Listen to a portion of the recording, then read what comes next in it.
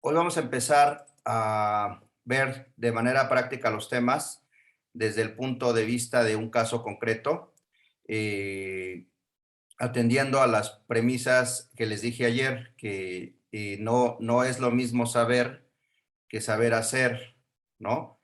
En este libro que les señalé el día de ayer, vienen dos temas del cual debemos partir en el estudio, pues, de todos los asuntos que les lleguen a ustedes, ¿no? Fíjense lo que dice aquí. Un abogado recién recibido que ha estudiado bien todas sus materias recibe su primer cliente. A solicitud del Nobel profesional, aquel empieza a narrar sus cuitas, es decir, su asunto. Cuenta una historia que a este le suena heterogénea y confusa. Un borbón de hechos. El destinatario del relato guarda un azorado silencio, o sea, el abogado. Como buen alumno que fue, dispone de un prolijo casillero de instituciones y conceptos jurídicos nítidamente separados. Lo que el cliente le cuenta no entra en ninguno de los casilleros. El hombre es, por decirlo así, interdisciplinario. La creciente desesperación del joven abogado le hace perder el hilo del relato. O sea, nos cuentan un montón de cosas y no los podemos encasillar en las instituciones que nos han enseñado en la universidad. Cada vez se entiende menos.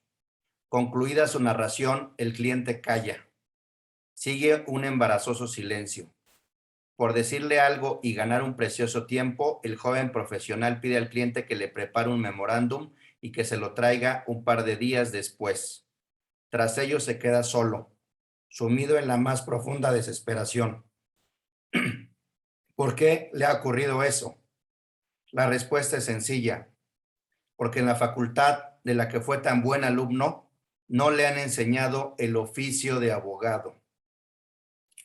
La respuesta es sencilla, porque en la facultad de la que fue un buen alumno no le han enseñado el oficio de abogado, las reglas técnicas propias de ese oficio. Ni siquiera le han suministrado los rudimentos de ellas. El profesional Nobel no sabe cómo vérselas con un caso. ¿Por qué? Para poder contestar esta pregunta, comenzaremos con un primer intento de caracterizar qué significa un caso. Es decir, la primera premisa de la que debemos partir es aceptar nuestro desconocimiento del oficio de abogado, ¿no? Tenemos una serie de conocimientos, tenemos una serie de instituciones, conocemos parte de las leyes, conocemos algunas jurisprudencias, conocemos, hemos leído algunos libros, hemos leído algunas sentencias, pero no nos enseñan el oficio de abogado. Luego, la segunda premisa, eso es lo que tenemos que aceptar para empezar a construir y desde ahí empezar a entender este curso. Sigamos. La segunda. Uno de los defectos graves de la forma de cómo se enseña el derecho en nuestras universidades es que, por lo general, no se lo presenta desde ninguno de esos puntos de vista que permiten ver al derecho en un contexto práctico. Es decir, desde el punto de vista de los abogados, desde el punto de vista de los legisladores y desde el punto de vista de los jueces. Es decir, nos enseñan en muchas ocasiones, nos explican la institución de manera sistemática, de manera ordenada y no nos enseñan el punto de vista de los jueces ni el punto de vista de los abogados. En un contexto práctico. En todo caso, no se lo presenta así de manera deliberada, sistemática y detenida. Se lo presenta desde el punto de vista de los profesores de derecho. Punto de vista este que explícita o tácitamente rechaza o excluye aquellas perspectivas pragmáticas y si no las excluye, las neutraliza y pretende ver el derecho desde una perspectiva pretendidamente omnilateral. La expresión perspectiva omnilateral es autocontradictoria. No hay perspectiva, sino desde un punto de vista. Los legisladores, los jueces, los abogados usan normas jurídicas. Los profesores hablan de ellas. ¿Sí? Entonces, esta es estas son las premisas de las que parte este curso, de que no es una crítica al método de enseñanza, sino es una opción distinta, es decir, es un punto de vista más.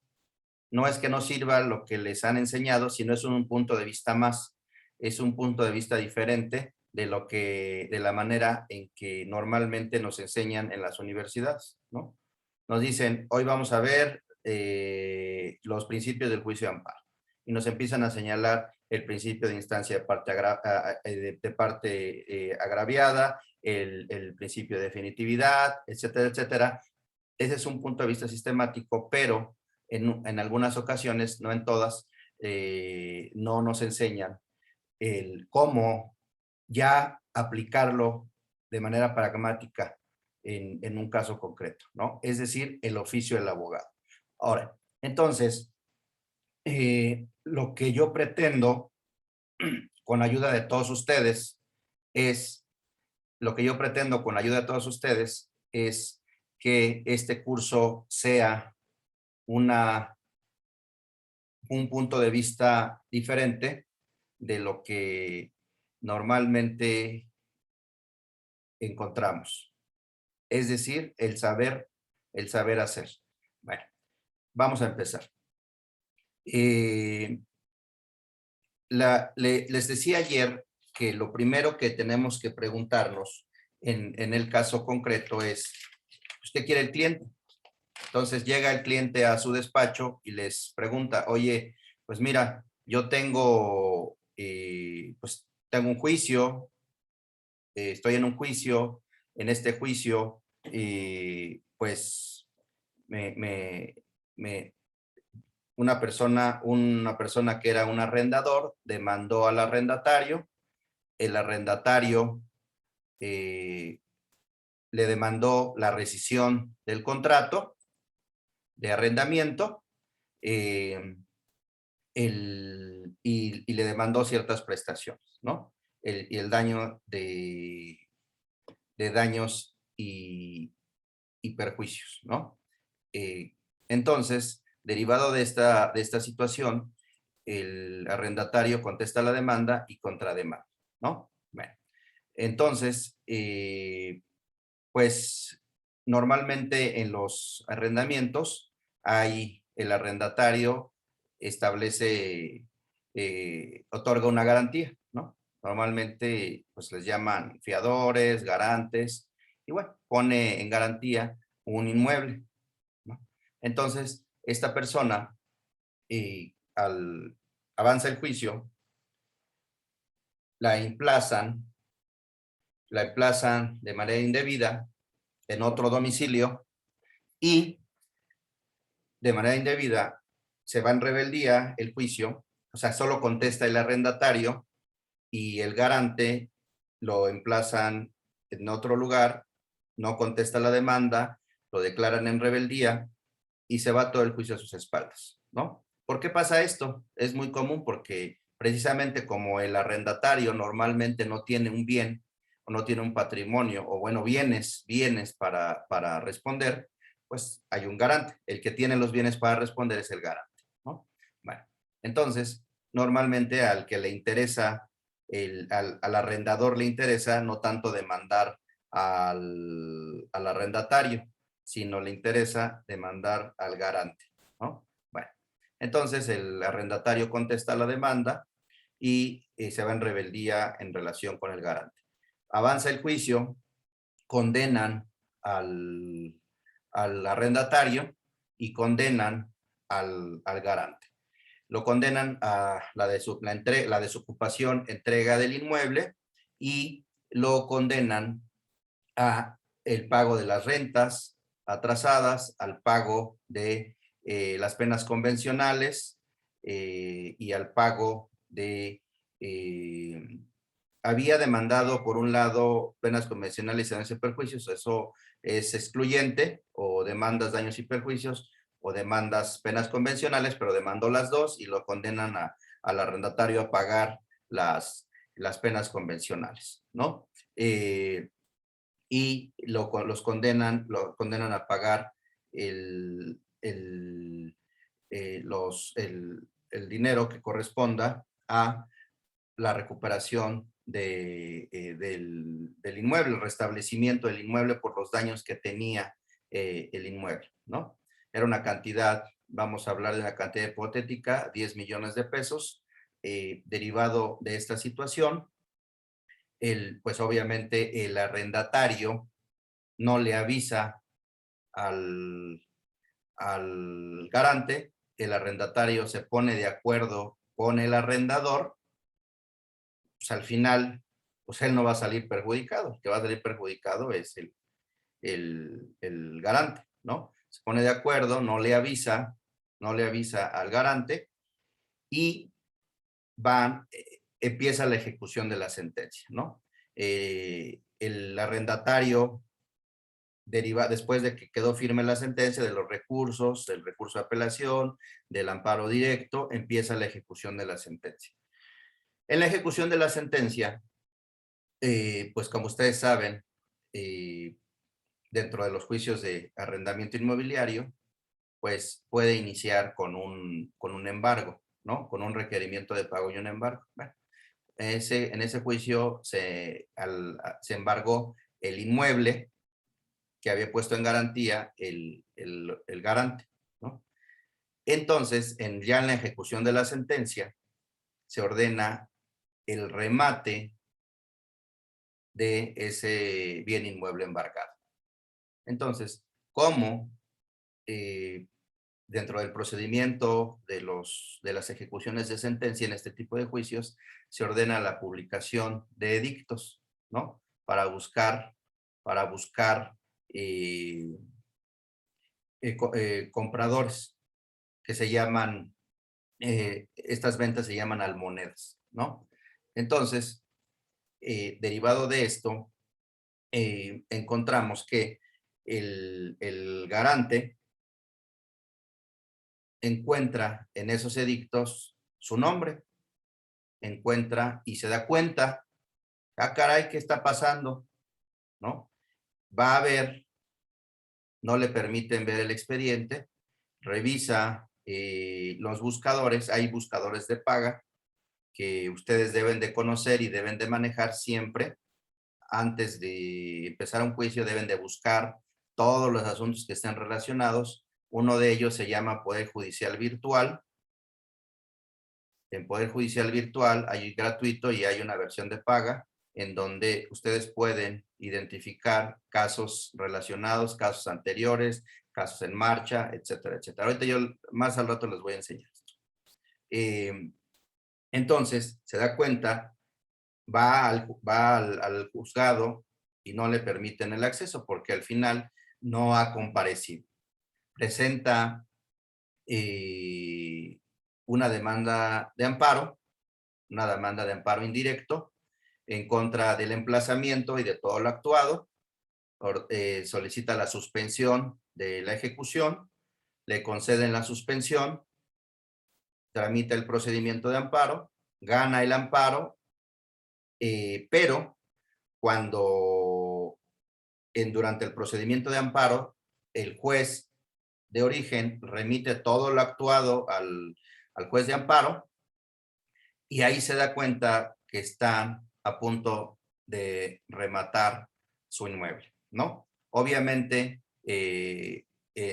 ustedes saben o se darán cuenta cuando vean este tipo de asuntos que en las almonedas, que son las ventas públicas, si no se vende la primera, en la segunda va reduciendo el precio, ¿no? El valor, el precio del inmueble, de la venta del inmueble, se va reduciendo, o en ocasiones, durante el procedimiento del remate, pues, se tiene que exhibir un avalúo. Entonces, pues como estaba de acuerdo el arrendador con el arrendatario, en detrimento del garante, pues exhiben un avalúo del inmueble valía 8 millones, uno de 3 millones de pesos, ¿no? Entonces, las almonedas, es decir, la oferta de venta, estaba en 3 millones, ¿no? Un inmueble que valía 8.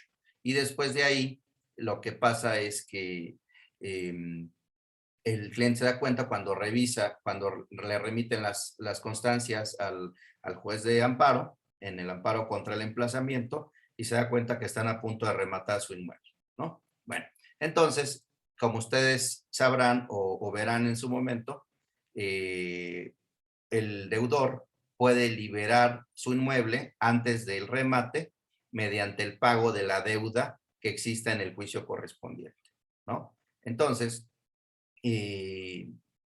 gana el amparo, pero por su desesperación se da cuenta que van a rematar y exhibe un billete de depósito por, no sé, 4 millones de pesos, ¿no? 4 o 5 millones de pesos. Ahora, ¿por qué? ¿Por qué?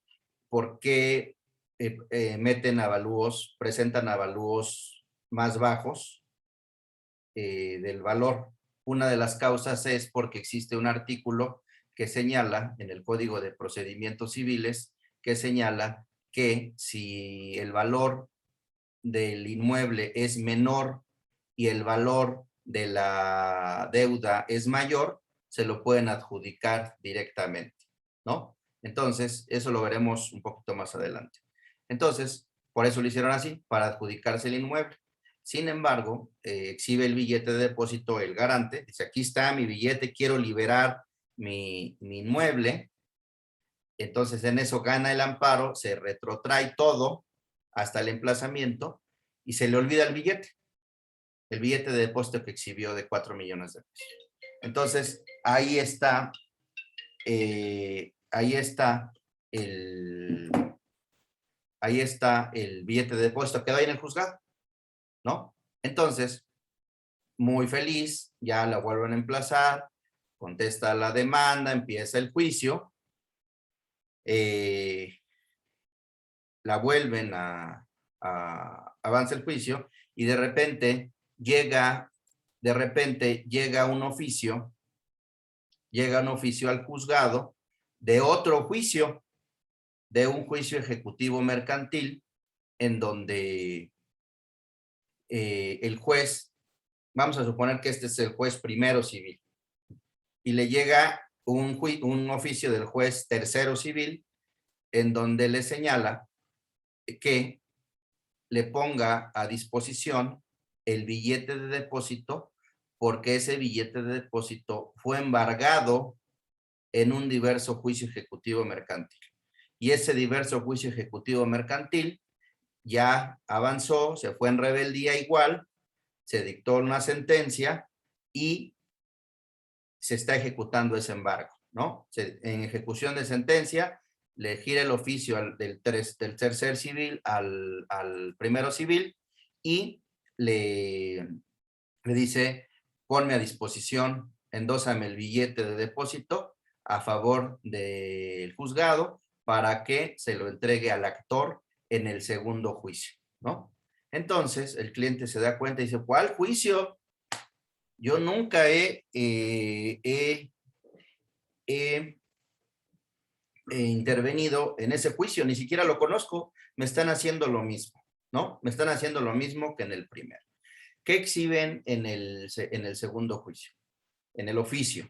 En el oficio del tercer civil al primer civil, exhiben el oficio y exhiben una copia certificada del acta de embargo, una copia certificada de la sentencia, y entonces ahí el cliente, su cliente, se da cuenta de que a ver, es un embargo, es un pagaré de 4 millones de pesos. Es decir, la misma cantidad de que había presentado en billete de depósito en el primer juicio. 2. Al revisar el acta de embargo, de requerimiento de pago, embargo y emplazamiento, se da cuenta que la emplazaron en un lugar distinto, que ni siquiera es nada, no es su domicilio, mediante una persona que no se identificó y que dijo ser su empleado y que en ese momento no se encontraba, ¿no? Entonces, la embargan, la requieren de pago, le embargan y la emplazan, ¿no? Bueno, de ahí, pues se da cuenta, ya al revisar la sentencia, se dan cuenta al revisar la sentencia que exhibieron en copia certificada, se da cuenta que no, que se fue en rebeldía. Entonces, revisa, acuérdense que las sentencias tienen unos resultandos, unos considerandos y unos puntos resolutivos.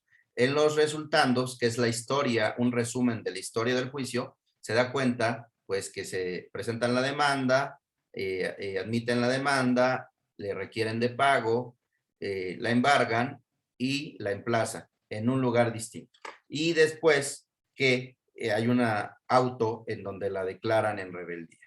Derivado de eso, pues, se desahoga una audiencia, pues, con la única prueba que existe, que es el pagaré, que es una prueba preconstituida, y una confesional, ¿no? La declaran confeso al cliente, lo declaran confeso de todo, porque no se presenta a la audiencia, porque ustedes saben que cuando una persona la declaran en rebeldía, pues todas las notificaciones posteriores ya no son personales, sino las hacen por medio de boletín judicial. ¿Cuándo va a estar revisando una persona el boletín judicial? ¿No? Bueno, entonces, se da cuenta, se desahoga la audiencia, la declaran confesa, dictan sentencia y la condenan. Por obvias razones, nadie impugna la sentencia. En la sentencia la condenan a pagar los 4 millones más los intereses y ordenan ejecutar el embargo que se había realizado al momento inicial del juicio, en donde le hacen el requerimiento de pago, el embargo y el emplazamiento.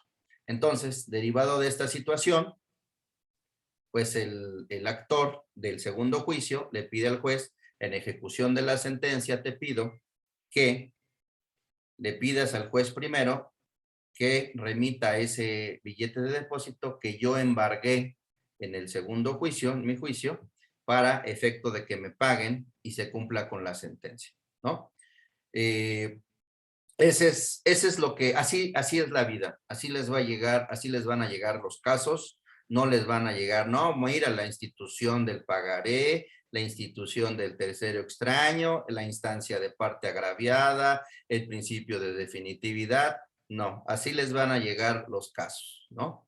Entonces, lo que ustedes, bueno, una de las formas de hacer frente a este asunto es lo que yo les comentaba. A ver, lo primero que tenemos que hacer, desde esta perspectiva, hay muchas perspectivas, esta es una sola más. Desde esta perspectiva, lo primero que tenemos que hacer es agarrar una hoja en blanco. Agarramos una hoja en blanco y la partimos en dos, una raya en medio. Y por un lado, del lado izquierdo, le ponemos relación jurídica sustancial y del lado derecho le ponemos relación jurídica procesal, ¿no? Entonces, ya después de esto, de relación jurídica sustancial y relación jurídica procesal, en medio ponemos un círculo. Entonces, en medio le vamos a poner un círculo en nuestra hoja y le vamos a preguntar al cliente. Bueno, yo ahorita no tengo clientes, tengo jefe porque soy servidor público, pero bueno, cuando estaba en el despacho y cuando regrese, algún día regresaré. el cliente, le vamos a preguntar al cliente, ¿y usted qué quiere? Por obvio que parezca, por obvio que parezca, ¿no? Y no presupongan, en derecho no presupongan, tienen que tener la certeza, la máxima certeza posible, no presupongan, porque en el despacho, durante tiempo que he estado activo en el despacho, pues llegaron casos en donde, pues, ¿por qué tramitó todo este procedimiento? Pues es que el abogado me dijo, ¿y usted quería? No, yo no quería. Les pongo un caso concreto de este tópico, de este punto de por qué deben de preguntar, por obvio que parezca qué es lo que quiere el cliente. Era una sucesión en donde había una concubina y había los padres del fallecido. Entonces, normalmente, pues o una de las partes se quiere quedar con todo y la otra se quiere quedar con todo, ¿no? Es lo común, ¿no? Más que en este caso la concubina no tenía un reconocimiento de su concubinato. Entonces, para poder intervenir además no había testamento, para poder intervenir en la sucesión y que la declararan heredera en una sucesión intestamentaria, pues era necesario tener su documento en el que la reconocieran como concubina. Para eso, pues depende de la legislación del Estado, se requieren seguir ciertos trámites, en algunos unos juicios, etcétera, etcétera. Entonces, pues el abogado siguió todo el procedimiento, inició por parte de los ascendientes, de los padres del fallecido, se inició el juez en la primera etapa los declaró herederos y no señaló a la concubina. Avanzó el juicio y en la segunda fase, que son los inventarios y los avalúos, se designó en la primera fase el albacea y dijeron, a ver, vengan para acá todos los inmuebles. Y entonces notificaron a la concubina, entrégame todos los inmuebles, en donde vivía incluso, ¿no? Entonces se empiezan a pelear la concubina con los padres y entonces le dicen al abogado, ¿por qué hiciste esto? No, pues es que ustedes me dijeron que llevara el asunto, ¿no? Y que lo ganara. Pues es que nunca nos preguntaste qué es lo que queríamos hacer. Nosotros nunca queríamos desconocer. Al contrario, la queremos reconocer porque era la pareja de nuestro hijo y le queremos dar la parte que le corresponde, ¿no? Entonces, pues ya llega y al final, pues se hace un convenio, una transacción, se le reconoce el carácter de la concubina, se le reconoce se hace el convenio y se acaba el asunto. O sea, un año litigando, gastando recursos, tiempo y todo lo que implica un juicio por no preguntar qué es lo que quiere el cliente. Aquí, por obvio que parezca, pues lo que quisiera el cliente es, pues, que le den la posibilidad de defenderse en el segundo juicio, ¿no? Como en el primero. Sin embargo, no presupongan y lo que primero pregunten es, ¿qué es lo que quiere usted? Y no solo pregúntenselo, sino que quede por escrito, porque después no les vayan a decir, es que yo no quería eso. Yo no le dije eso. Yo no le dije eso, ¿no? Así como defienden y deben de defender a sus clientes, pues deben de defenderse ustedes también como abogados, ¿no? Entonces, para eso está el Legal Project Management, que es la administración de asuntos legales, ¿no? Que hay libros sobre Legal Project Management, sobre administración de casos legales. Después les voy a mandar un libro sobre este tópico, ¿no? Bueno, entonces, y después les voy a mandar un libro que se llama La defensa de la defensa. Es decir, cómo debe de prevenirse y cómo debe defenderse el propio abogado, ¿no? Bueno, desde el punto de vista civil, desde el punto de vista penal, etcétera, etcétera. Entonces, para regresarnos, relación jurídica sustancial, relación jurídica procesal y en medio vamos a ver qué es lo que quiere el cliente. Ok. El cliente en este caso, bueno, ¿qué quiere usted? Bueno, lo que yo quiero es, pues que me dejen defenderme, porque si pierdo ese billete de depósito, pues no solo voy a perder el billete de depósito, sino voy a perder mi casa, porque al final no voy a poder pagar en caso de que pierda la deuda y sacar mi inmueble del procedimiento de remate, ¿no? Del primer juicio. Entonces, entendiendo esto, sabemos que el juicio, prácticamente el primer juicio está resuelto, ya está avanzando, ya ganó el amparo, está avanzando, y en el segundo juicio, pues es el problema, ¿no? ¿Qué hacemos? Primero, nos preguntamos qué quiere y después nos preguntamos qué vamos a hacer, ¿no? Entonces, primero, ¿qué quiere? No, pues quiero que me den la oportunidad de defender. Ok. Y después le vamos a preguntar, bueno, nosotros nos vamos a preguntar, ¿qué vamos a hacer? Y para saber qué vamos a hacer, pues tenemos que construir nuestra estrategia, plantear nuestra estrategia desde el punto de vista de la relación jurídica sustancial y desde el punto de vista de la relación jurídica procesal, ¿no? Para ello, tenemos que hacer diversas preguntas. Tenemos que hacernos 3 preguntas principales. La primera, una pregunta que va relacionada con la premisa normativa. La segunda, una pregunta relacionada con la premisa fáctica. Y la tercera, una pregunta respecto a la premisa probatoria. Es decir, mi cliente tiene derecho a ser oído y vencido en este segundo juicio, ¿sí o no? Esa es la pregunta que nos vamos a hacer en este caso en relación con la premisa normativa. 2, pero eso no lo hacemos nosotros. 2, en relación con la premisa fáctica, le tenemos que hacer preguntas al cliente desde 3 puntos de vista. El antes, el durante y el después, ¿no? Y respecto a la premisa probatoria, le tenemos que preguntar qué pruebas directas tiene. No le vamos a preguntar, oiga, ¿qué pruebas directas tiene? ¿No? Nosotros sabemos cuáles son las pruebas directas y cuáles son las pruebas indirectas, ¿no? Y vamos a ir pregunta por pregunta sacando esa información de manera ordenada. A ver, vamos a aplicarlo a nuestro caso concreto. A ver, en la relación jurídica sustancial,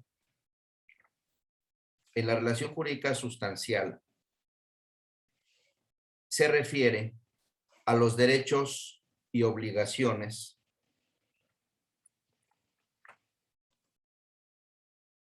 que existen, pudieron existir o que no existen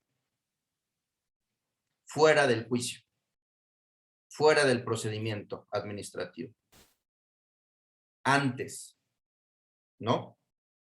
Y la relación jurídica procesal son los derechos y obligaciones en juego dentro del juicio, dentro del procedimiento administrativo. Ahora, esquemáticamente, entonces, vamos a empezar por la relación jurídica sustancial. Y le vamos a preguntar el antes, el durante y el después. En nuestro caso concreto, a ver, vamos. En nuestro caso concreto, a ver, señor, usted firmó el pagaré. Primero, lo primero que le preguntaríamos es, a ver, señor, ¿usted conoce a la parte que está demandando en este juicio? No, no la conozco. Ok. Oiga, ¿usted conoce ese pagaré? No, no lo conozco. ¿Usted firmó ese pagaré? No, no, no lo conozco. No lo firmé.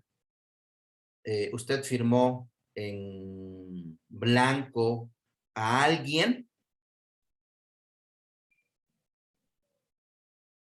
y se queda en silencio. Sí, le firmé en blanco a mis abogados para unas promociones que iban a presentar. Ok, está bien. Y automáticamente, ¿ya está perdido el asunto?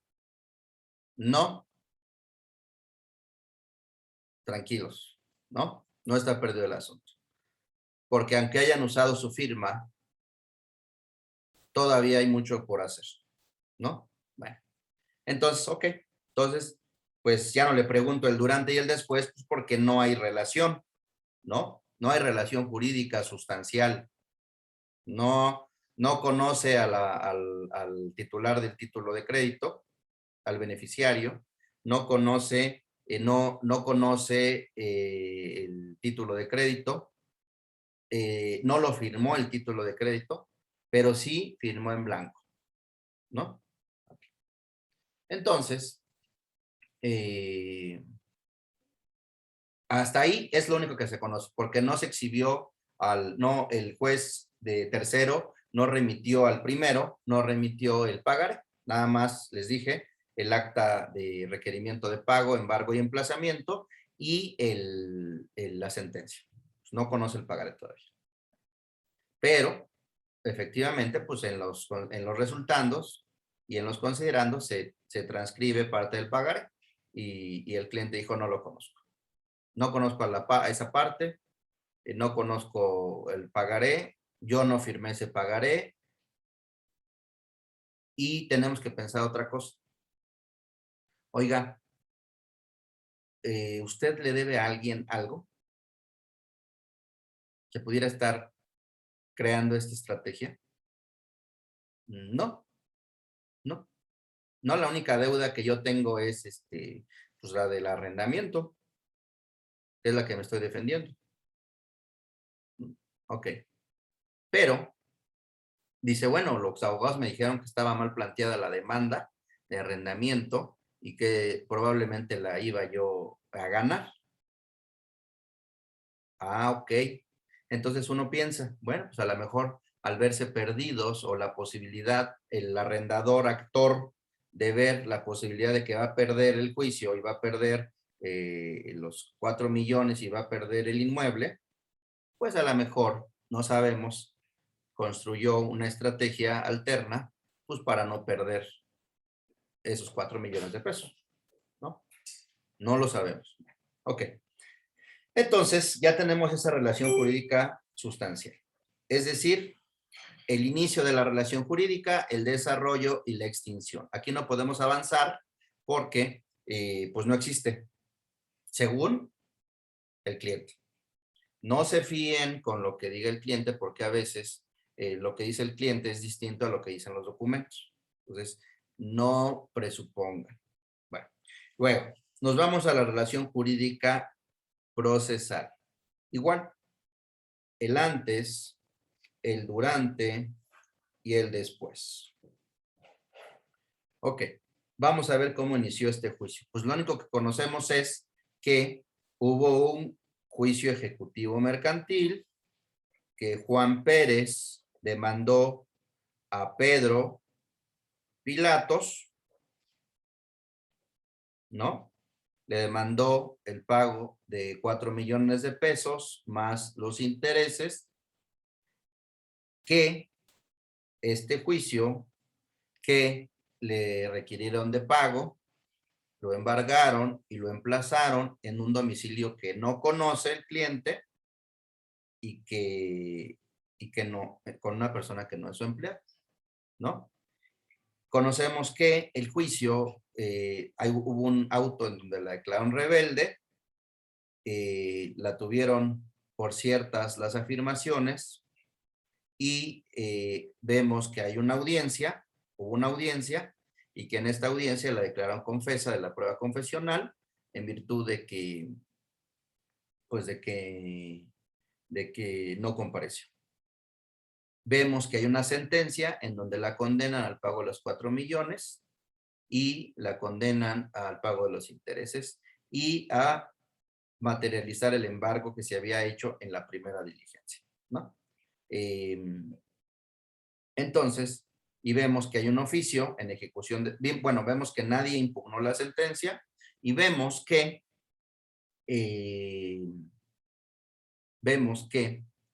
hay un oficio dirigido del juez tercero al juez primero en donde le dice, venga para acá en ejecución de sentencia, el billete de depósito, ¿no? Para que con eso se pueda pagar al actor. Es lo que sabemos. Entonces, ya tenemos nuestra relación jurídica sustancial, nuestra relación jurídica procesal, y entonces nos volvemos a hacer la pregunta. ¿Qué vamos a hacer? ¿Qué vamos a hacer?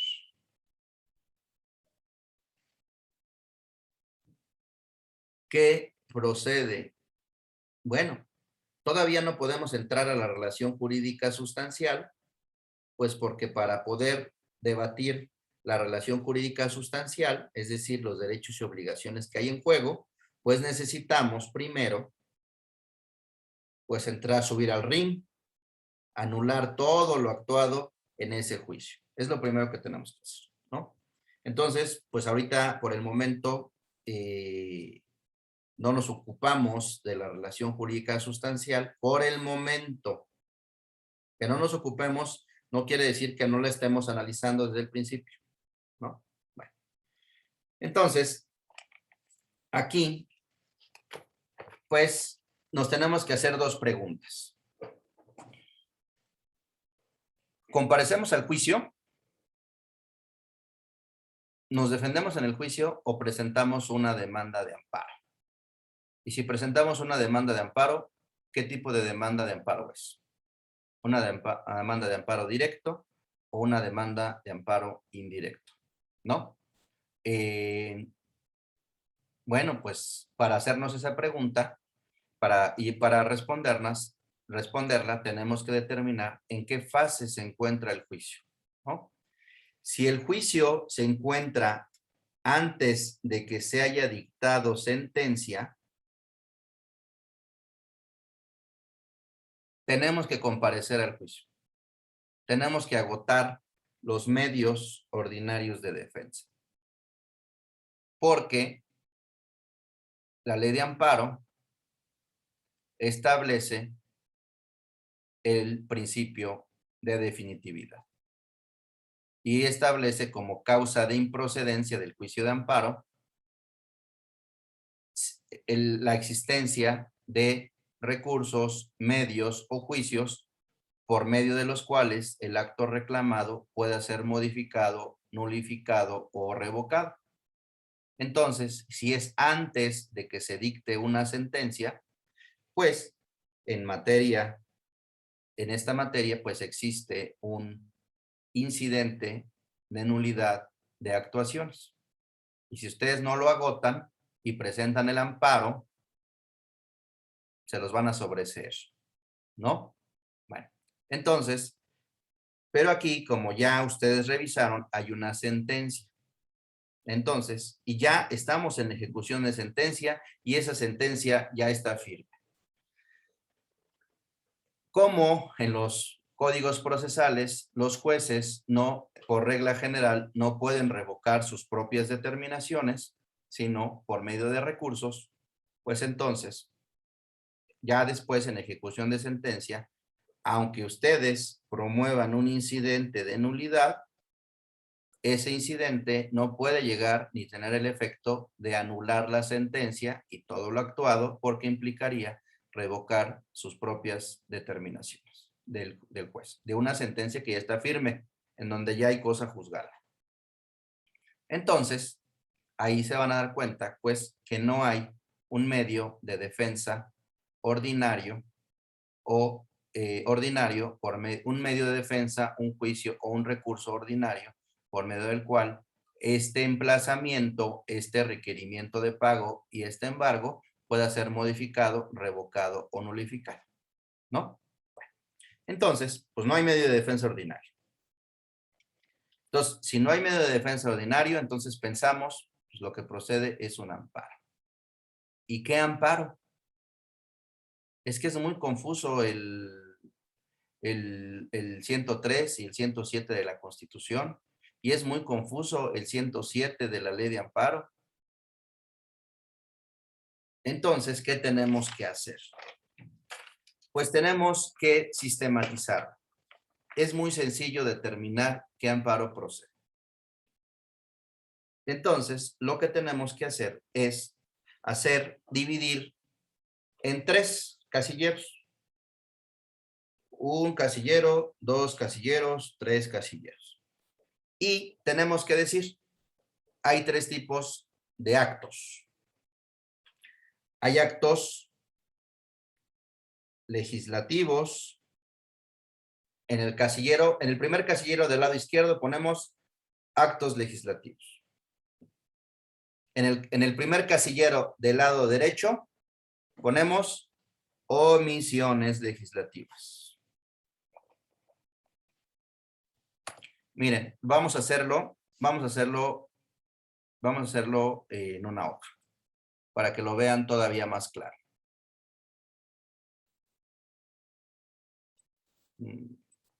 A ver.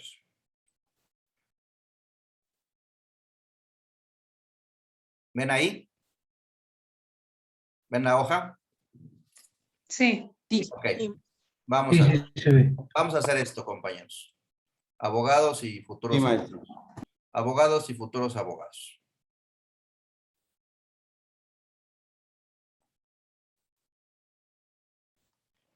Nos vamos a hacer la pregunta.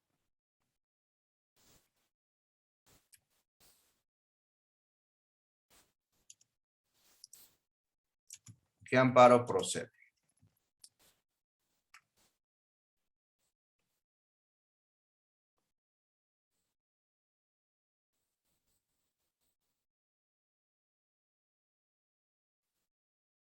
Y vamos a hacer nuestros casilleros.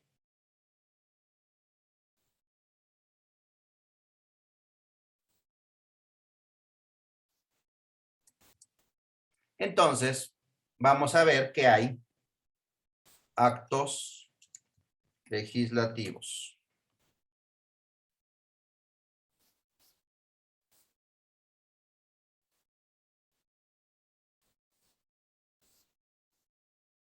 Y hay omisiones legislativas. Vamos a ver que hay actos administrativos. Pero aquí hay otra vertiente. Procedimientos administrativos seguidos en forma de juicio.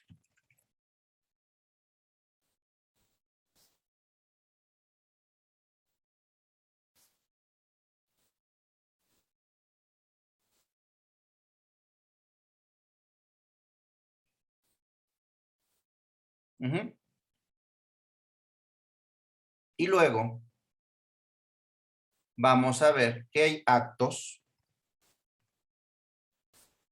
jurisdiccionales.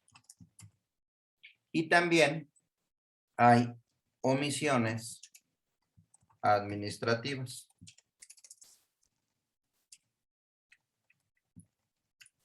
Y también hay omisiones dentro de los procedimientos administrativos seguidos en forma de juicio.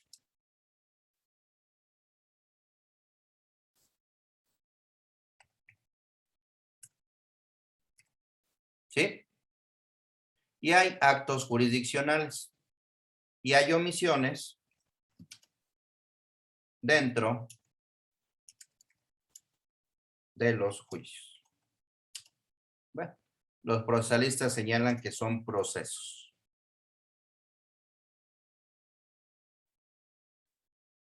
Que los juicios son una parte del proceso. Pero bueno, comúnmente se les conoce como juicios. Pero en los actos jurisdiccionales hay especies de actos jurisdiccionales. Así tienen que ser su esquema. Hay actos antes de juicio,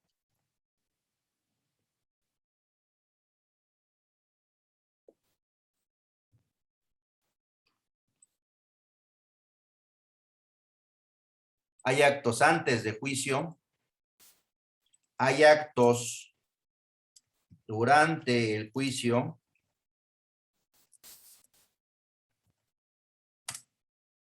hay actos después de juicio.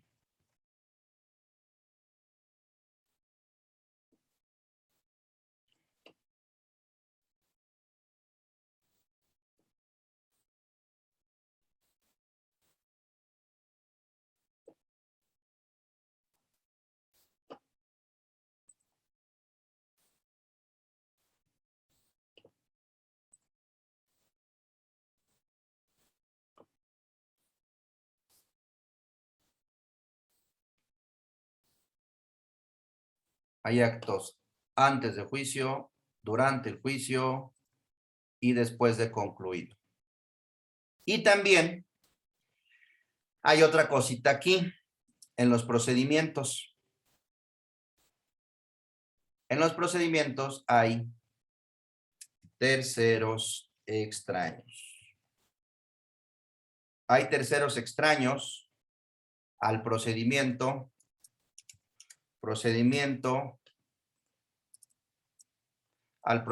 administrativo seguido en forma de juicio. Y dentro de estos terceros extraños, hay dos tipos de terceros extraños al procedimiento administrativo fuera de juicio, que son los terceros extraños estricto sentido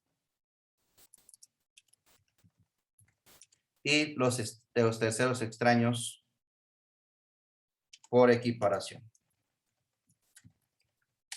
Ahorita vamos a ver los fundamentos y dónde está eso. Ahorita lo que me interesa es que entiendan el esquema. Pero también en los actos jurisdiccionales también hay terceros extraños.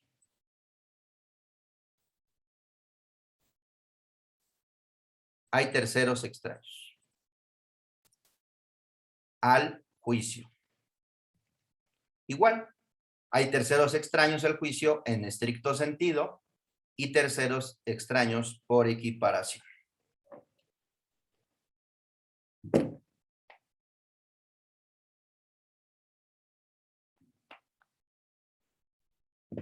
Entonces,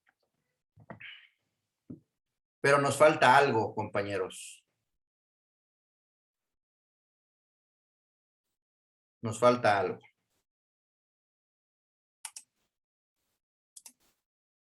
Miren nuestro esquemita.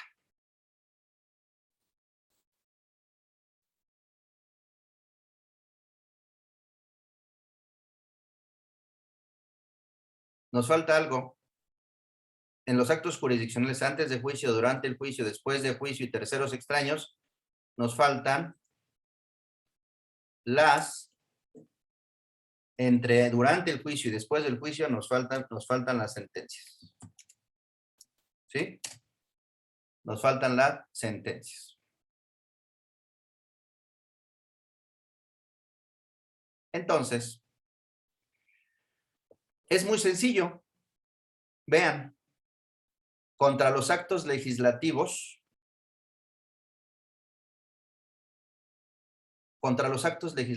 procede, y contra las omisiones legislativas procede amparo indirecto.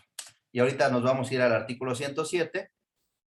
No nos perdamos, estamos en la pregunta, ¿qué vamos a hacer? ¿Qué vamos a promover? Ya sabemos que no hay recurso ordinario, entonces, ¿qué vamos a promover? ¿Qué amparo procede? Y tienen que hacer este esquemita de manera muy estructurada para saber qué amparo procede. Entonces, y ahorita les voy a decir. Pues contra una omisión, un acto legislativo y una omisión legislativa procede un amparo indirecto. Contra un acto administrativo y una omisión administrativa, si no hay recurso ordinario, medio de defensa o juicio, o estamos en las excepciones del principio de definitividad, procede un amparo indirecto. Ojo, si no hay medio de defensa, recurso o juicio, o estamos en una de las excepciones del principio de definitividad, es amparo indirecto. Si no, tenemos que seguir el principio de definitividad, es decir, tenemos que a veces agotar los recursos ordinarios administrativos o el juicio en nulidad, ¿no? Entonces, ojo con esto. Luego, en los procedimientos administrativos seguidos en forma de juicio también, si no hay recurso, medio de defensa o juicio por medio del cual pueda ser modificado, revocado o nulificado, o estamos en una de las excepciones al principio de definitividad, procede amparo indirecto. ¿Sí? Luego,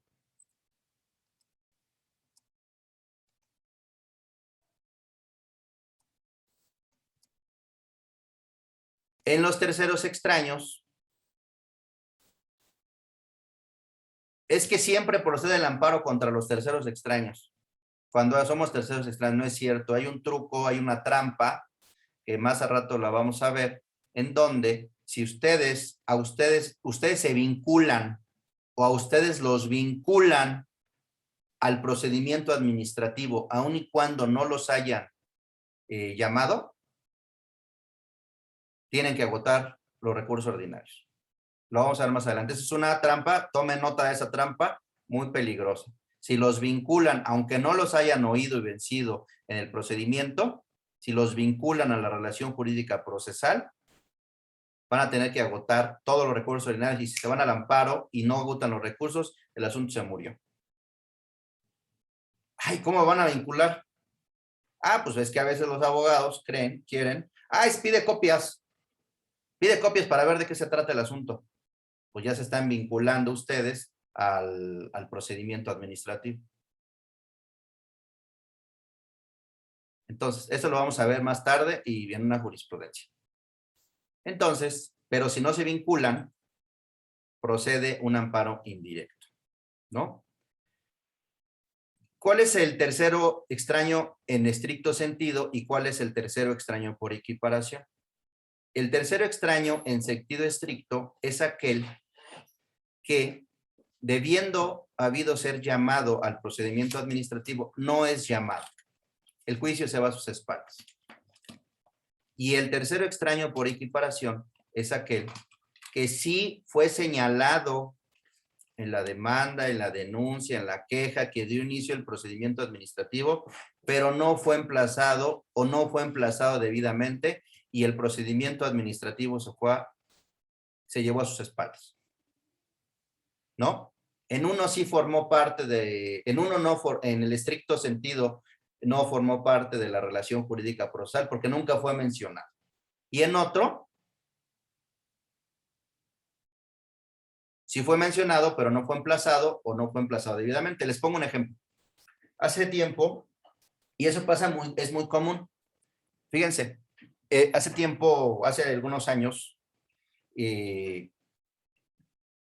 hubo un juicio sucesorio en donde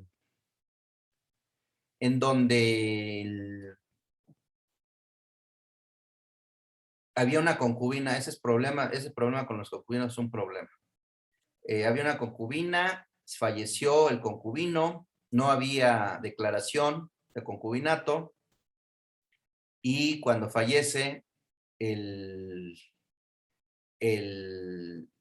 acta de defunción, pues ponen concubinato, ¿no?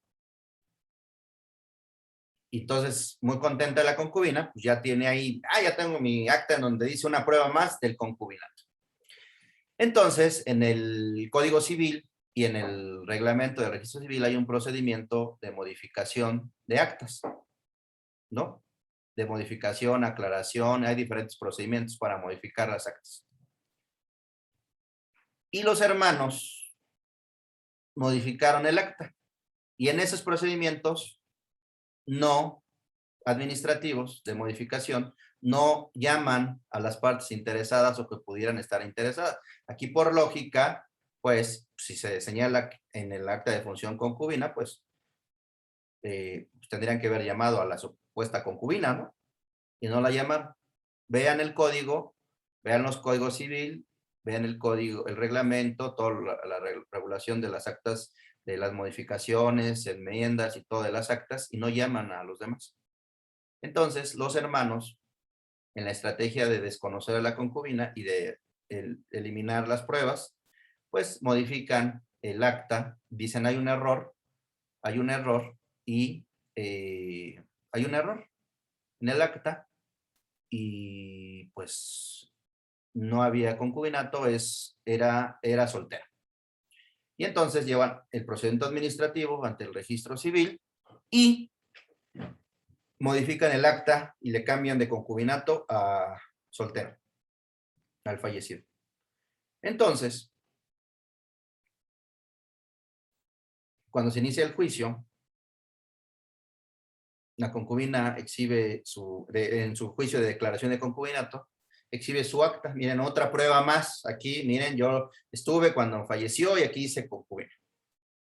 Y entonces los demandados, que era la sucesión y la sucesión del fallecido y los hermanos, contestan, dicen, no es cierto, esta acta ya fue modificada, mira, aquí dice que es soltero. Impugnan y objetan el acta y dicen aquí es soltero.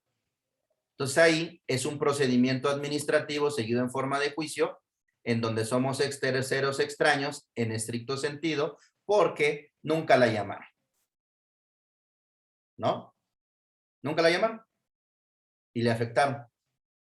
Entonces, esos son los terceros extraños en sentido estricto. Ahora, tercero extraño por equiparación hubiera sido que si la hubieran señalado en el procedimiento y lo hubieran emplazado mal, o no lo hubieran emplazado, y si hubiera seguido el procedimiento en su rebeldía. ¿No? Ok. Luego, entonces, en contra de los actos jurisdiccionales, ¿hay alguna duda hasta aquí? ¿Está claro? ¿Está confuso? ¿Alguna duda? No, No, profesor, gracias. muchas gracias. No, ¿Algún reclamo? ¿Algo? ninguno, profesor, No, gracias. ninguno. Todo bien, ¿Está maestro. claro? Bueno, Sí, ok. Entonces, en contra de los actos jurisdiccionales, en contra de las omisiones, vamos a ponerlas aquí. En contra de las omisiones procede el amparo indirecto. En contra de los actos de antes de juicio procede el amparo indirecto. Un ejemplo de un acto antes de juicio, una jurisdicción voluntaria, unos medios preparatorios a juicio, ¿no? Un embargo precautorio antes de juicio, ¿no? Donde se empieza a complicar la cosa es durante el juicio. Durante el juicio proceden dos amparos. El amparo indirecto y el amparo directo. Ah, caray, es que a mí me enseñaron que el amparo directo solo procede contra sentencias. Y usted me está diciendo que ahora también procede contra actos durante el juicio.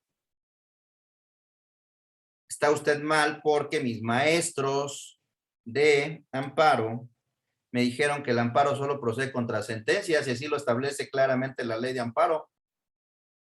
Ah, lo que pasa es que, recuerden ustedes, lo vamos a ver más adelante, que el amparo directo procede contra las sentencias y contra las violaciones que se dictan, que se dan dentro de la sentencia y contra las violaciones a las leyes del procedimiento, que se dan aquí.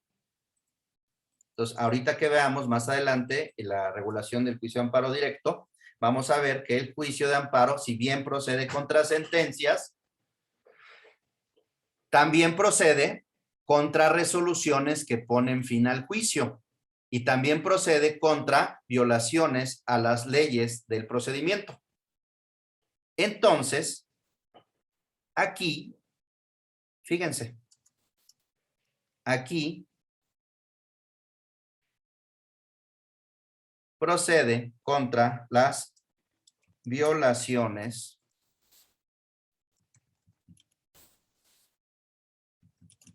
a las leyes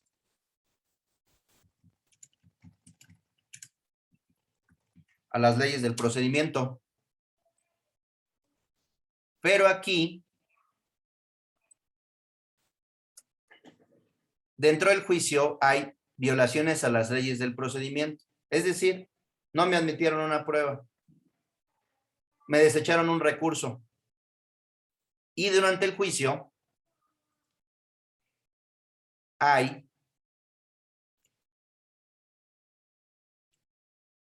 resoluciones que ponen fin al juicio. ¿Como cuáles? Un incidente de falta de personalidad que promueve el demandado, en donde dice el actor no tiene personalidad. Se declara la falta de personalidad y el juicio se sobresee y se acaba.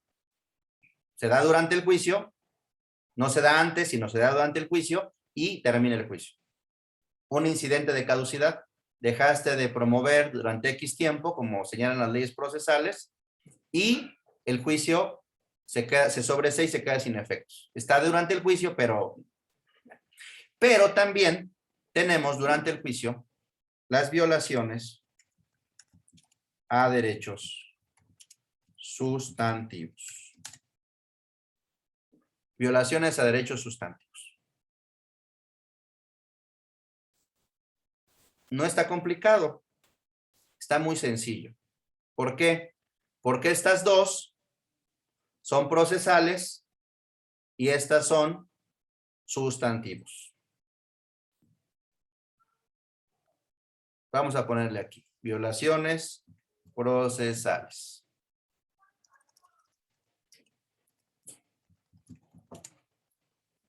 Ahorita lo vamos a amplificar y a facilitar más. Entonces, durante este juicio, hay violaciones procesales a las leyes del procedimiento, hay resoluciones que ponen fin al juicio y hay violaciones a derechos sustantivos. Es más, vamos a hacerlo todavía más claro. Lo vamos a hacer todavía más clarito. Mira. Lo vamos a hacer todavía más clarito. Vean.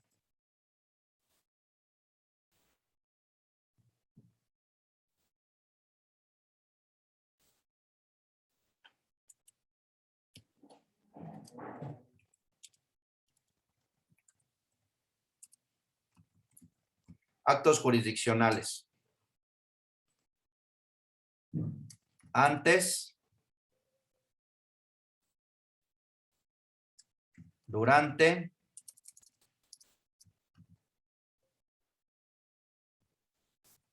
después.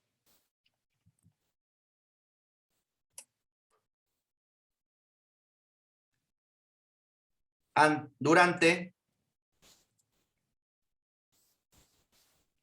hay.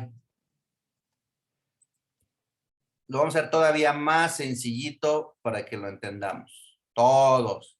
A todos nos sirve.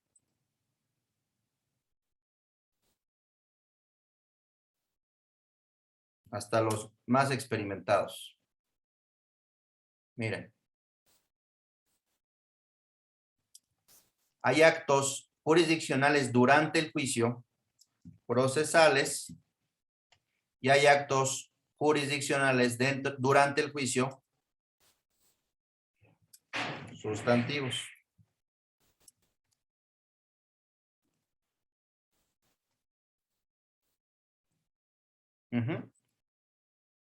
Y aquí nos falta algo, ¿no?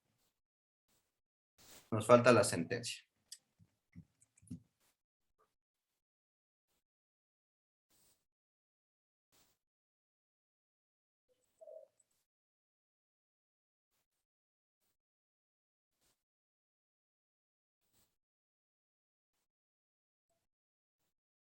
¿Está clarito?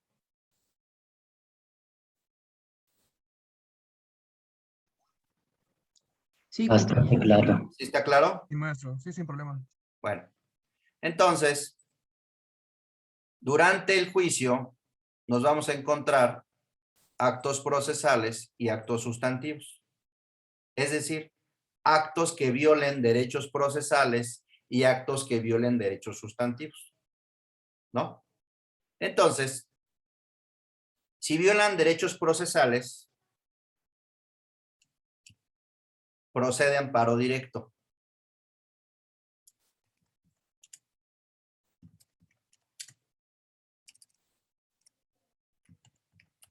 Si violan derechos sustantivos, procede amparo indirecto. Ah, caray, ¿qué es eso? Bueno, muy sencillo. ¿Y cómo sé cuándo se violan derechos procesales y cuándo sé cómo se derechan derechos sustantivos? ¿Cuándo se violan derechos sustantivos? Bueno, muy sencillo. En la ley de amparo lo vamos a ver cuando regula el amparo directo. El amparo directo señala que procede contra sentencias, laudos o resoluciones que ponen fin al juicio. Entonces dicen, pero ¿dónde están los demás? Dice sentencias, dice resolución, ¿dónde está lo demás? Bueno, en otra parte de la regulación del amparo directo dice que también se tiene que atacar la sentencia en el amparo directo y las violaciones a las leyes del procedimiento. Entonces, ¿qué quiere decir? Procesales, amparo directo, pero en procesales tenemos que atacar las violaciones a las leyes del procedimiento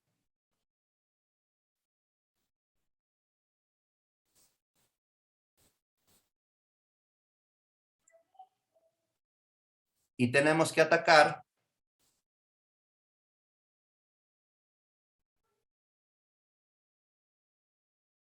las resoluciones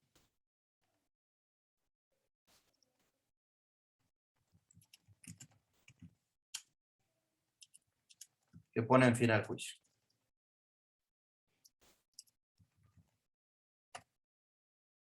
Si no son violaciones a las leyes del procedimiento, si no son resoluciones que ponen fin al juicio,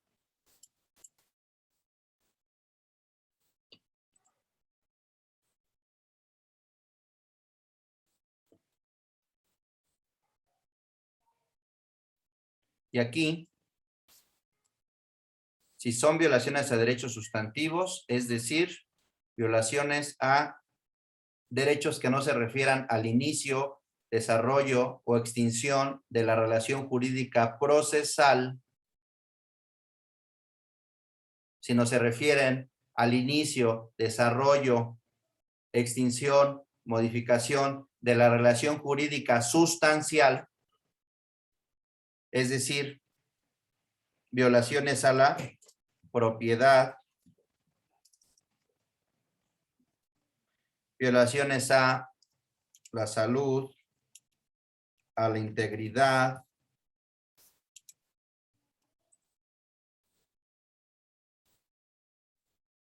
a la familia,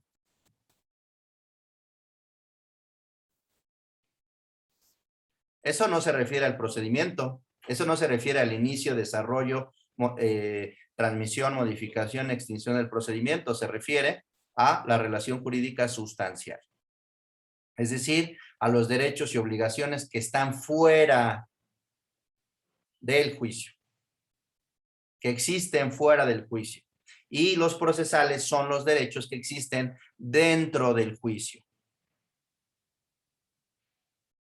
¿no? Por ejemplo, el derecho a probar, el derecho a presentar alegatos, el derecho a presentar recursos, a presentar incidentes, el derecho a ofrecer pruebas, el derecho a contestar la demanda, son derechos que nacen dentro del juicio. Los derechos sustantivos son derechos que nacen antes, fuera del juicio, ¿no?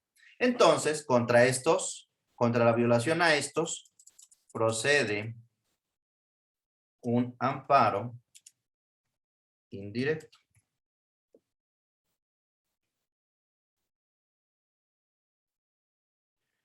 Pero nos falta contra las sentencias, ¿qué es lo que procede? Un amparo directo.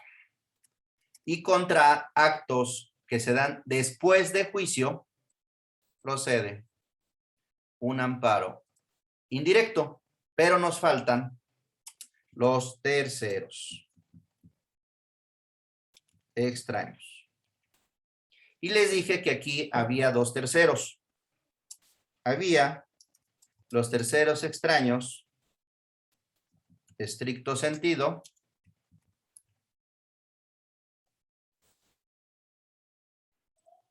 y los terceros extraños por equiparación. Ahorita lo vamos a ver en la ley para que vean dónde está en la ley.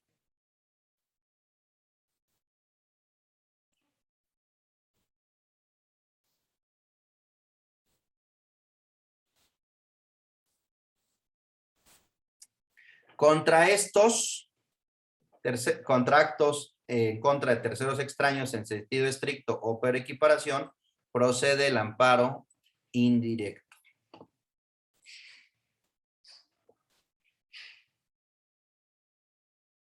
Siempre y cuando no se vinculen a la relación jurídica procesal.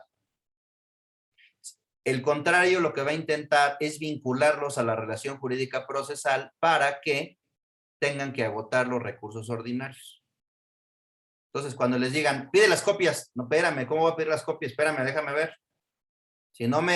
Si pido las copias, me estoy vinculando a la relación jurídica procesal, ¿no? Entonces,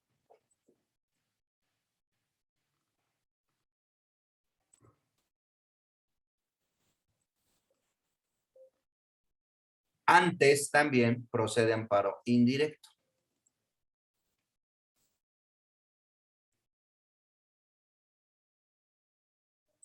Antes, una jurisdicción voluntaria, una jurisbol, que así así se conoce normalmente en la jerga, una jurisbol, unos medios preparatorios, ¿no? Unas medidas cautelares antes de juicio, ¿no? Indirecto. Durante, tenemos que distinguir si son violaciones procesales o son violaciones sustantivas. Es decir, si son violaciones a las leyes del procedimiento o son resoluciones que ponen fin al juicio, como una caducidad de la instancia, falta de personalidad del actor, etcétera. Vamos a hacerlo más chiquito para que se pueda ver una sola hoja.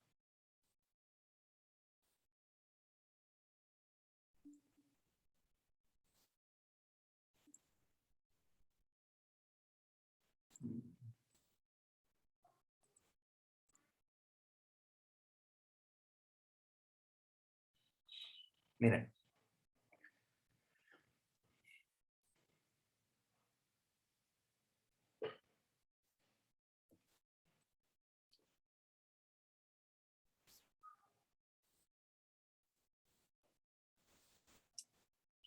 ¿No? Si son violaciones a las leyes, violaciones a las leyes del procedimiento, es decir, derechos que nacen dentro del procedimiento, derecho a probar, derecho a impugnar, derecho a alegar. Si son violaciones a eso, nos tenemos que esperar en el amparo directo. Si son resoluciones que ponen fin al juicio, caducidad, falta de personalidad del actor, etcétera, etcétera, que también son procesales, nos tenemos que esperar hasta el amparo directo. Si son violaciones a derechos sustantivos, es decir, derechos y obligaciones que nacen y están antes, que existen antes del procedimiento, como la propiedad, la salud, la integridad. Por ejemplo, la privacidad. Por ejemplo, me ofrece el contrario una prueba de inspección en mis documentos para ver la receta secreta de mi platillo más importante de mi restaurante. Pues tengo un derecho a la privacidad que existe antes del procedimiento. Contra eso procede amparo indirecto. Ojo, hay que ver en su momento si procede en un recurso ordinario, agotarlo, o si no, presentar amparo indirecto. Salud. Salud. La prueba psicológica en contra de a un menor que pudiera afectar su salud emocional. Ese derecho a salud existe antes del procedimiento, ¿no? Sentencias, procede amparo indirecto, amparo directo, perdón. Después, contra actos después de juicio, procede amparo indirecto. Y contra terceros, procede amparo indirecto. Les voy a mandar este cuadrito. Vamos a guardarlo. Vamos a guardarlo. Vamos a guardarlo aquí. Y se los voy a mandar más tarde. Creo que puede ser de utilidad. Entonces, seguimos avanzando. Ya que hicimos esto, vamos a preguntarnos lo siguiente. Regresamos a nuestro caso. En nuestro caso,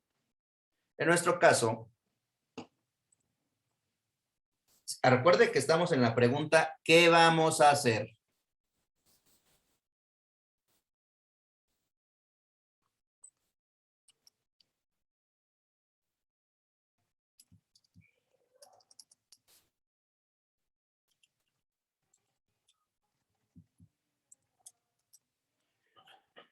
Lo primero que nos preguntamos es si procede un recurso ordinario, un recurso medio o de defensa o juicio por medio del cual pueda ser modificado, revocado o nulificado, y si existe, si estamos en alguna de las excepciones al principio de definitividad. Lo vamos a ver un poquito más adelante. Y ahorita les voy a enseñar los artículos. ¿Qué vamos a hacer? Bueno, no hay recurso ordinario porque ya está después de la sentencia. Somos terceros extraños. Entonces, hacemos. ¿Son actos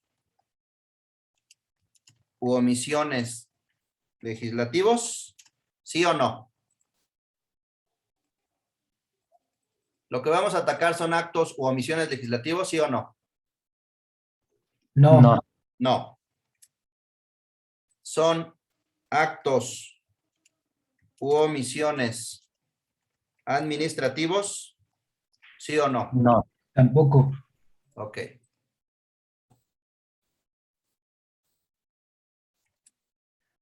Son actos jurisdiccionales, ¿sí o no? Sí. Sí. Entonces, aquí nos tenemos que preguntar si son actos antes, durante, sentencia o después.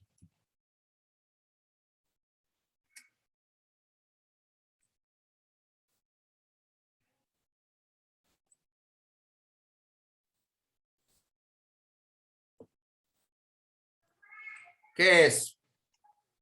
¿Es un acto dictado antes? No. No. ¿Es un acto dictado durante? No. No. ¿Es un acto dictado, es una sentencia? No. Sí. Sí. No, el acto que vamos a atacar. la característica, porque acuérdense que aquí nos falta algo.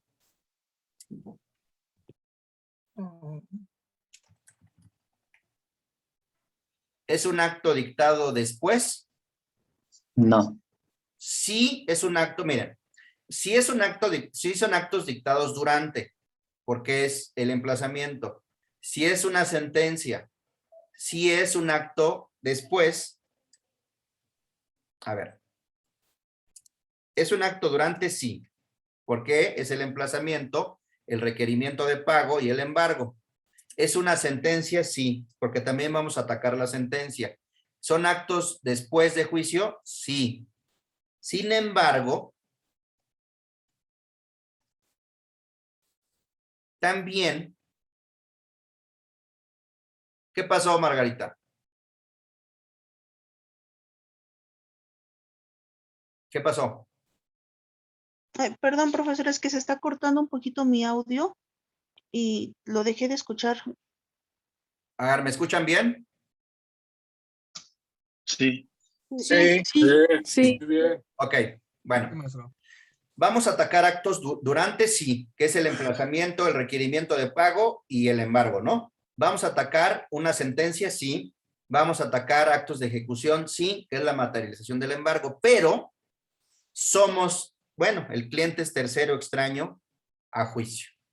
Cuando es tercero extraño a juicio, tiene preferencia el tercero extraño a todas, tiene preferencia el tercero extraño a todas las anteriores.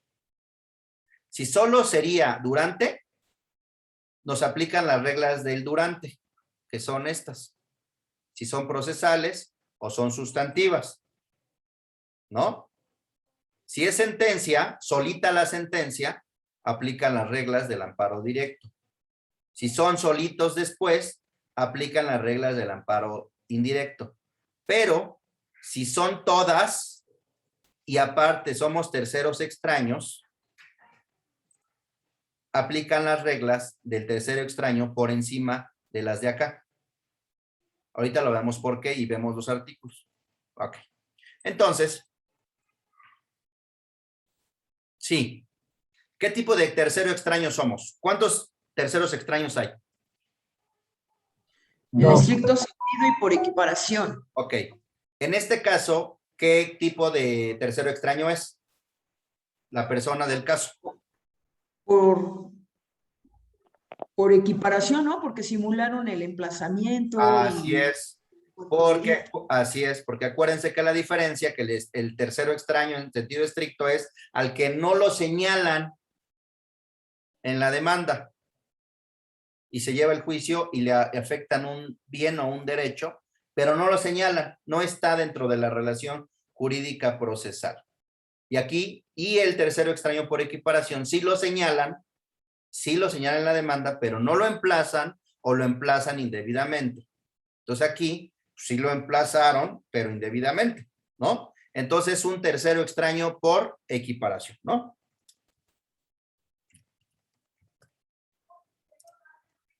Ok. Entonces, es muy sencillo. Actos legislativos, actos administrativos o procedimientos administrativos seguidos en forma de juicio o actos jurisdiccionales, ¿no?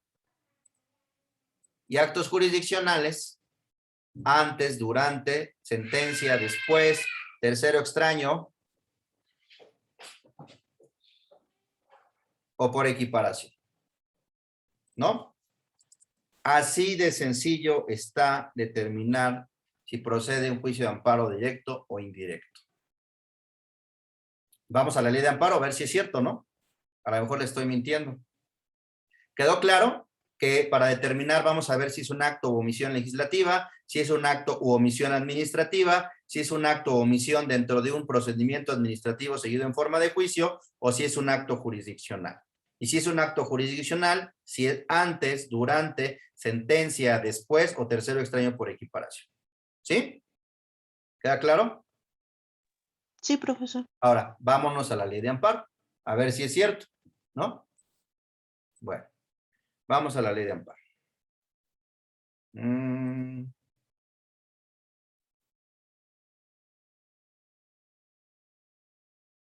Vamos a la ley de amparo.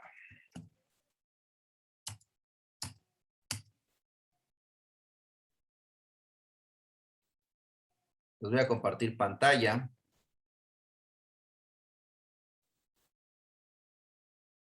Vamos al artículo 107 de la ley de amparo.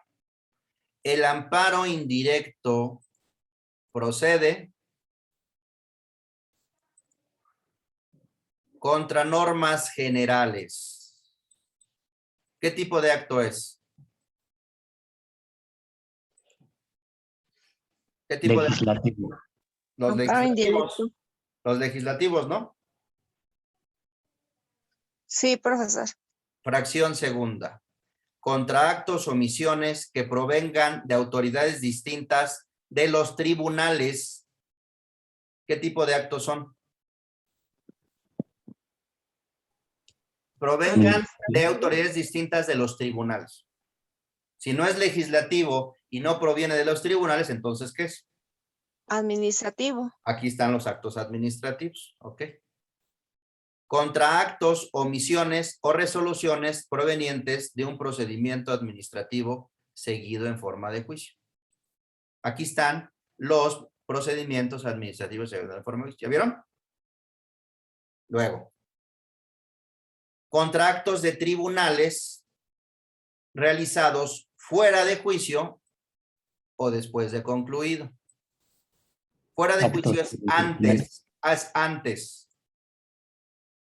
Y después es después de concluir. Está antes de juicio y después de juicio. ¿Ya vieron cómo primero señala los actos legislativos, luego los actos administrativos estricto sentido, luego los procedimientos administrativos seguidos en forma de juicio y luego se meten los actos jurisdiccionales? ¿Ya vieron? Fuera es antes de juicio y después es después de juicio. Y luego, contra actos en juicio. O sea, ya estamos en los antes, ya estamos en los después, y luego estamos en durante el juicio. Y aquí les dije que tenían que distinguir si eran procesales o sustantivos, las violaciones. Dice actos en juicio que sean de imposible reparación. No cualquier acto en juicio. Y por actos de imposible reparación se entiende aquellos que materialmente afecten derechos sustantivos. ¿Ya vieron? Son actos de juicio que violen derechos sustantivos. Es derechos y obligaciones que nacieron antes del juicio. El derecho a probar no está antes del juicio. El derecho a recurrir no está antes del juicio. El derecho a alegar no está antes del juicio, sino el derecho a la salud, el derecho a la privacidad, etcétera, etcétera. ¿Sí? ¿Ya vieron cómo están los actos? Hasta con colores lo vamos a poner. Los actos legislativos.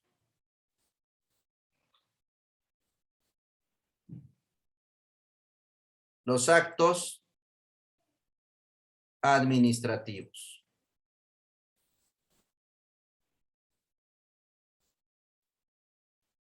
Los procedimientos administrativos seguidos en forma de juicio. Los actos jurisdiccionales.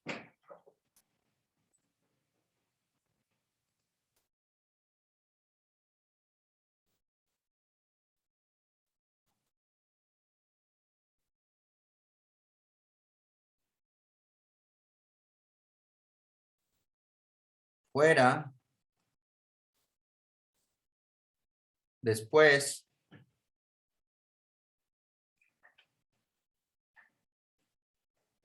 En juicio.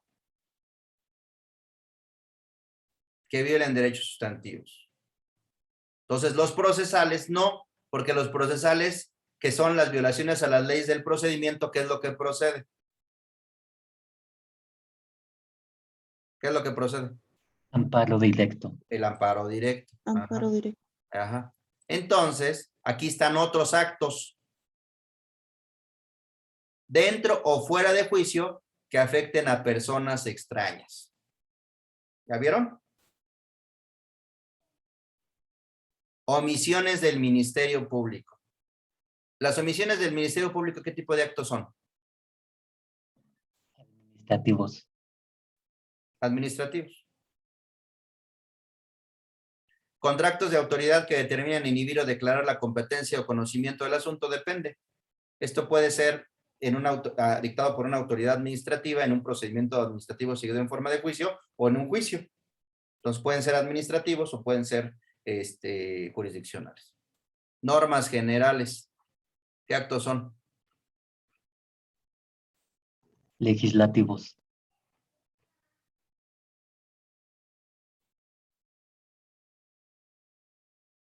Actos de la Comisión Federal de Competencia son actos administrativos. Actos y omisiones administrativos. O del Instituto Federal de Telecomunicaciones. Ese es el artículo 107, ¿ya vieron? Es muy sencillo. Es muy sencillo. Actos legislativos, actos administrativos o omisiones, actos dentro del procedimiento administrativo seguido en forma de juicio, actos de tribunales, fuera o antes o después, o durante, o personas extrañas. Actos legislativos y actos administrativos o omisiones administrativas. Ese es el esquemita. Vamos a ver el amparo directo y ya con este conocimiento, la próxima clase nos vamos a meter a nuestra demanda, vámonos al último tema de hoy, que vamos al amparo directo.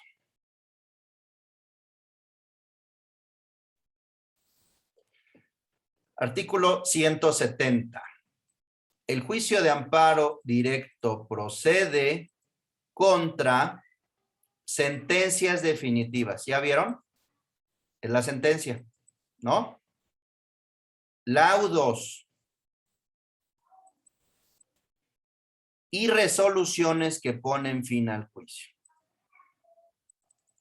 ¿Ya vieron cómo esta resolución que pone fin al juicio está durante el juicio? Una caducidad, es decir, inician el juicio y dejan de actuar y antes de llegar a sentencia opera la caducidad por falta de actuación y el juicio se sobresee. Entonces, es un acto durante el juicio, pero procesal.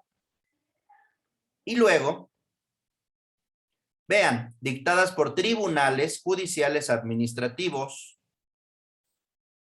o del trabajo, ya sea que la violación se cometa en ellos. ¿Qué quiere decir que se comete en ellos? Se comete en la sentencia. O cometida durante el procedimiento. ¿Ya vieron? Que son actos durante el juicio, pero procesales. Durante el procedimiento. Que afecte las defensas del quejoso y trasciende el resultado del fallo. No me admitieron mi prueba pericial para determinar la identidad del inmueble en un juicio de prescripción. Fue una violación procesal, es decir, mi derecho a probar afectó mis defensas porque no pude acreditar la identidad del inmueble y trascendió al resultado del fallo porque absolvieron al demandado y declararon que mi acción no estaba aprobada porque no acredité la identidad del inmueble. ¿No? Se entiende por sentencias definitivas las que decidan el juicio en el principal. Se entiende por resoluciones que pongan fin al juicio las que sin decidirlo en lo principal, miren, las que sin decidirlo en lo principal lo den por concluido. Es decir, no llegamos a sentencia, es un acto durante, pero es procesal. ¿Ya vieron? Ahora, ¿dónde está eso que usted me dijo de las violaciones a las leyes del procedimiento? Aquí, en el 172. En los juicios tramitados ante los tribunales administrativos, civiles, agrarios o del trabajo, se considerarán violadas las leyes del procedimiento. Estos son los actos del procedimiento procesales que violan derechos que nacen del procedimiento, de la relación jurídica procesal. No se le citó al juicio o que afecte en forma distinta a prevenir la ley, haya sido falsamente representado, se le desechen las pruebas, se declara ilegalmente confeso, se desecha o resuelve ilegalmente un incidente, son derechos procesales. Esto es en materia administrativa, en materia civil, en materia agraria o en materia del trabajo. Pero hay otro artículo que habla de la materia penal. También se consideran violadas las leyes del procedimiento en los juicios del orden penal. Miren. ¿Ya vieron? Entonces, nos regresamos a nuestro cuadrito y ya lo podemos entender muy bien. Nos regresamos a nuestro cuadrito para terminar. Nos regresamos a nuestro cuadrito para terminar. Y regresamos a que hay actos o omisiones legislativos, hay actos o omisiones administrativas o dentro de los procedimientos administrativos seguidos en forma de juicio o actos jurisdiccionales antes de juicio, durante el juicio, sentencia, después o tercero extraño. ¿Queda claro? Así de sencillo, así de sencillo. Esta es una forma más sencilla de entender en cualquier materia. Civil, penal, administrativo, laboral, migratorio, fiscal, cualquier materia entra aquí. Entonces, se dediquen a lo que se dediquen, ustedes van a tener una ventaja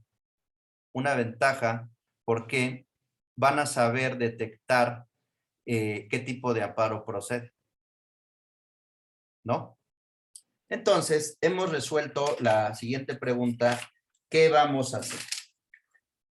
Para la próxima clase, vamos a estudiar las premisas normativa, la fáctica y la probatoria y cuáles son las piezas del juego.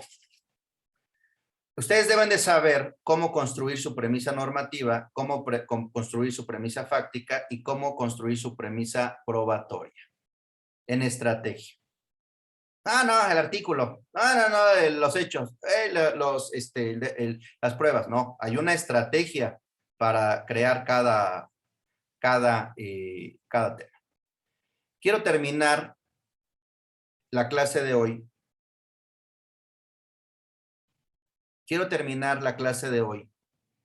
Con nuevamente reiterando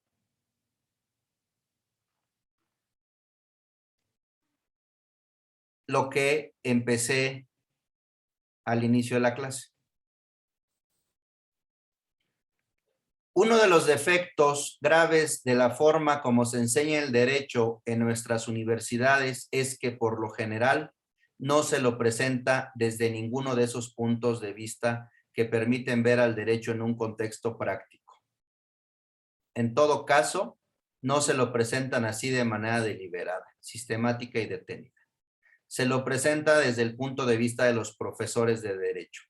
Punto de vista que explícita o tácitamente rechaza o excluye aquellas perspectivas pragmáticas y pretende ver el derecho de una perspectiva pretendidamente unilateral, es decir, un punto de vista.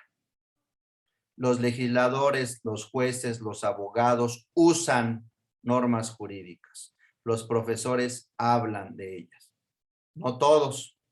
Hay grandes excepciones, hay grandes maestros Y no estoy diciendo que no sirva lo que les enseñen, sino lo que les estoy diciendo es que deben de tener puntos de vista distintos de aproximación al derecho, ¿no? Puntos de vista prácticos. Entonces, pues bueno, me dio un gusto estar con ustedes el día de hoy. Les voy a recuperar los 40 minutos que alguien se quejó amargamente ayer en el chat, que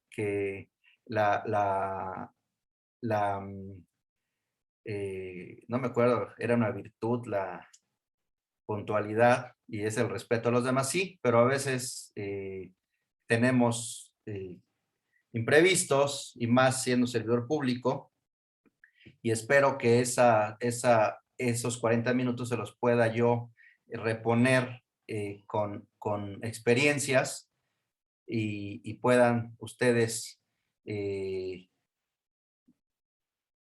pasar por alto esa amarga experiencia de espera de esos 40 minutos, ¿no? Yo se los voy a recuperar, les voy a dar una clase adicional con tips prácticos de otras cosas que ustedes quieran. Me dio mucho gusto. ¿Tienen un comentario, alguna duda, alguna queja? Y le ofrezco una disculpa a la persona que se quejó amargamente sobre los 40 minutos. No, sin problema, maestro, todo muy bien. ¿Todo claro? Excelente su clase. Muy claro, la verdad Muy que claro, excelente. maestro. Muchísimas Todo muy claro. Gracias, de Claro, verdad. todo muy claro. Perfecto. Gracias, profesor. Todo muy claro. Gracias. Mañana empezamos a ver la demanda. Gracias, maestro. Buen día. Nos vemos mañana. Muchísimas gracias. Saludos. Profesor. Buen día. Hasta mañana. Gracias. Gracias, buen día. Hasta luego. Mañana. Buen día. Hasta luego, maestro. Pasa bonito día. Buen día a todos.